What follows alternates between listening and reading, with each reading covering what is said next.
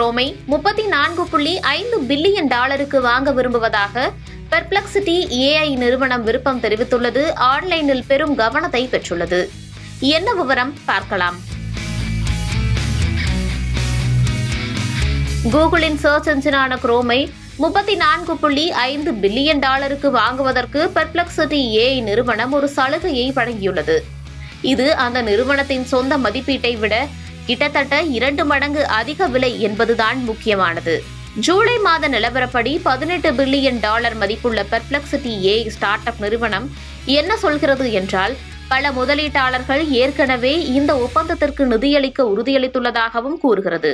அதேபோல கூகுளை பெர்ப்ளெக்சிட்டியின் AI powered சர்ச்சாக மாற்றுவதற்கு பதிலாக குரோமின் டிஃபால்ட் சர்ச் என்ஜினாகவே இருக்கும் என்றும் AI நிறுவனம் உறுதியளித்துள்ளது. பெர்ப்ளெக்சிட்டி ஏற்கனவே காமெண்ட் என்ற AI சர்ச் என்ஜினை கொண்டுள்ளது. குரோமை வாங்குவது ஓபன் AI போன்ற பெரிய போட்டியாளர்களுக்கு எதிராக சிறப்பாக போட்டியிட பலத்தை அளிக்கும் என்பதே காரணம்.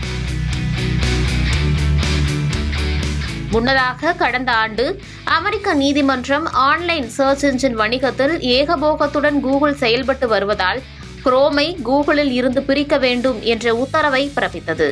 அதே நேரத்தில் கூகுளை பொறுத்தவரை குரோமை விற்பனை செய்யும் எண்ணமும் தற்போது வரை இல்லை. எனவே நீதிமன்ற உத்தரவை எதிர்த்து மேல்முறையீடு செய்யவிருக்கிறது. நிலவி வரும் கடுமையான AI போட்டிகளுக்கு மத்தியில் பெர்ப்ளெக்சிட்டி இந்த முடிவை வெளியிட்டுள்ளது. ஆனால் குரோமை வாங்க வேண்டும் என்றால் பெர்ப்ளெக்சிட்டி மிகப்பெரிய தொகையை கடனாக வாங்க வேண்டும். அதே நேரத்தில் கூகுளை பொறுத்தவரை குரோமை விற்பனை செய்யும் முடிவில் தற்போது இல்லை என்பதால் இது சாத்தியமா என்ற கேள்வியும் எழுந்துள்ளது. அப்படி இருக்கையில் பெர்ப்ளெக்சிட்டி ஏன் இந்த முடிவை எடுத்துள்ளது என்ற கேள்வியும் எழுந்துள்ளது.